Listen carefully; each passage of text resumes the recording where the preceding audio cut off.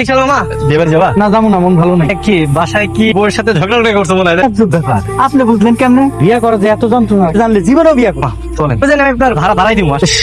কষ্ট এটা সেজন কিভাবে এক রিক্সা বসা যায়? বিয়ে করছো কেন? হ্যাঁ, আসলে তুমি আর আমি থাকতাম কত সুন্দর করে এই রিক্সাতেই দুজন একসাথে পাশাপাশি বসতে পারতাম। থাক শোনা, একটু সহ্য করো। এই রাস্তাঘাটে নোংরামি করছিস, আচ্ছা? তো ব্যাপারে এরকম চিল্লাচিল্লি করতেছো কেন? একটু রিক্সা দিয়ে পড়ে যেত, ব্যালেন্স করার জন্য আমার একটু ধরছে। হ্যাঁ জান, তুমি ঠিকই বল, কিন্তু আমার এই বান্ধবী নামের ডাইনিটা সবসময় উল্টা পাল্টা বলছে। আমি ডাইনি?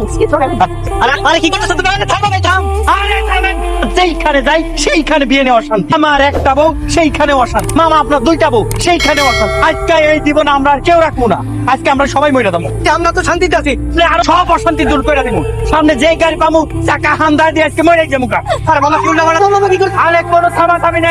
আরে বাবা নাচরে বাবা রে, বাবা রে। শান্তি।